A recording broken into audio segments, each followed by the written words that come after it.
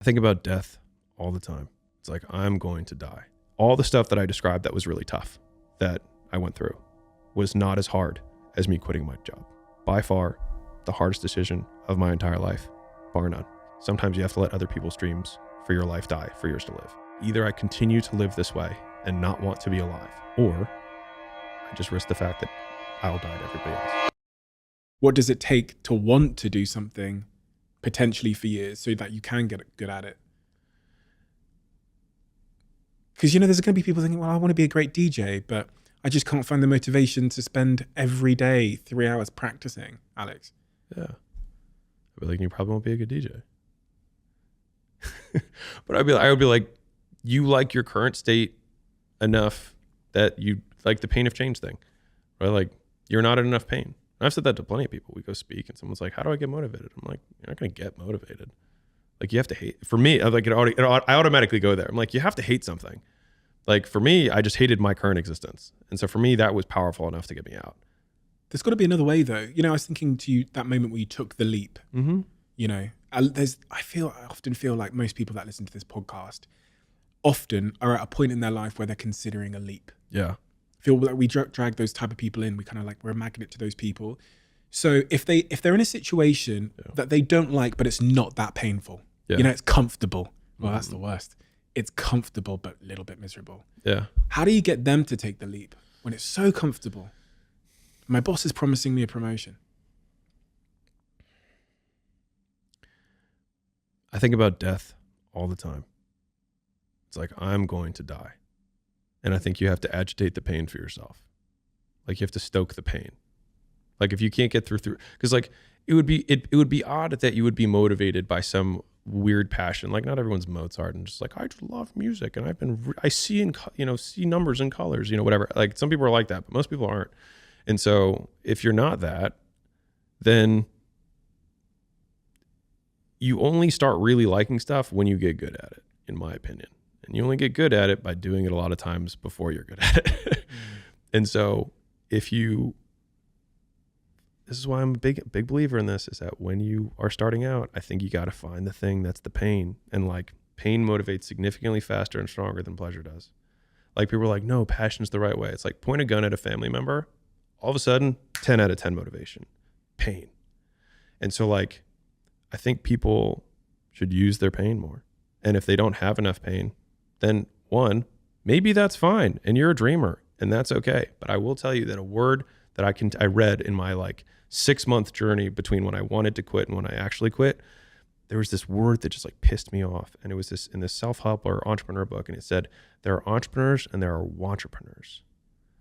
And I was like, and it was like, wantrepreneurs are people who read these books and don't do anything. And, blah, blah, blah. And I was just like, I don't want to be. I was like, I am one of these right now. And it just like felt so powerless. And I think that my entire life has been a lot of trying to have power. And I mean that in the true sense of just being able to direct influence in events. I've wanted to have more power to protect myself, protect the people I care about, et cetera. And I felt very powerless. And I think that I was in that comfortable, like my dad approved of my current situation. I had a job that when I told people, they're like, oh, that's fancy. But I felt powerless.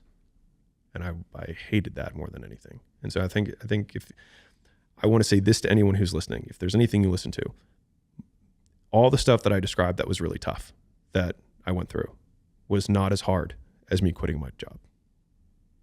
By far, the hardest decision of my entire life, bar none. Because the things that I was actually caught up with were the opinions of other people, the opinions of my father, and the opinions of the people that I went to school with who I thought would judge me for leaving this good job to probably become a failed gym owner, and how lame that would sound compared to consultant, going to Harvard and blah, blah. Like, I was going to go from peak white collar to a very blue collar, profession making significantly less because I quote loved it. And like, I'll say this again, but like, sometimes you have to let other people's dreams for your life die for yours to live. And for me, it was like when I continued to every day not want to wake up, that was my wake up call, where I was like, either I continue to live this way and not want to be alive, or I just risk the fact that I'll die to everybody else. And I think that like, it was the hardest decision of my entire life. by far. All the hard stuff we went through, still the hardest decision in my life. How much was money on your mind when you made that decision? The desire to be financially free to the point where you had millions. It's weird. Money, Caleb would know this. Money doesn't really motivate me. I would say that, I love the game for sure. But I love playing the game and the tokens are there. But for me, it was beating my dad. You know what I mean? I didn't want him to be right. Like, that's what it was. Like, I didn't want him to be right.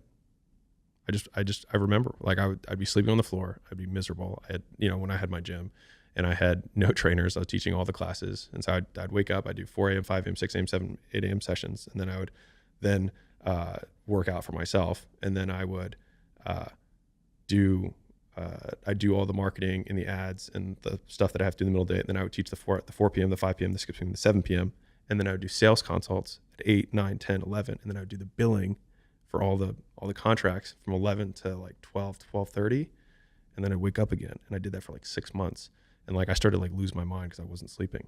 But even during like those times, I would envision going back to Baltimore to my father and knowing that he would give me the false modesty of like, well, I know you tried, don't worry about it. Now let's get you back on this thing. And I knew that from that moment on, he would own me. And I just couldn't do it. I was like, I will do anything but go back to that. And for me, that was I would do anything. And so whatever that, maybe you need to agitate some pain in your life, to get out of your current circumstance. And just as a total side note, play it out. What if you just never do anything? Maybe some people just need to stop dreaming. Maybe they need to accept their current reality and actually enjoy it. Because there's a lot of people when they're 70 and 80 and they didn't do their dreams. And if they went back, like, they didn't do anything, but that whole time they were dissatisfied because they didn't try. But what if they were just like, I have a good life. I have a wife who loves me. I've got some kids. I have a job that I don't mind it, pays the bills. I mean, if you go back 500 years, it wasn't people were like, man, this is my passion. It's like, dude, I'm just rowing a boat across a ferry. And that's what I do. And that's what my dad did. And his dad did. Like, this is how we eat. And so like, we have these idealized versions of purpose that I think Instagram and all this stuff kind of make terrible. But like, I think there's a lot of honor in work, period. And I think a lot of people fool themselves by thinking that what they do for some reason is not honorable. And I think a lot of it is like the internal versus external scorecard of like, I was saying what I said earlier about like, I believe these things to be true about the universe or like the world. But a lot of those are like, what do I believe about myself? Which is like, I can choose to do work in this way, which then I can derive joy from. So like, if I'm shoveling shit, I can choose to be like, I will be the best shit shoveler because I believe that I will figure out how to do this more efficiently, and I will get better, and I'll have calluses on my hands, and I'll have a better back and whatever. But I will do this well. And I think you can find joy in work if you decide to do it well. So on one hand, if your dream causes you so much pain, then you will quit what you're doing and do it.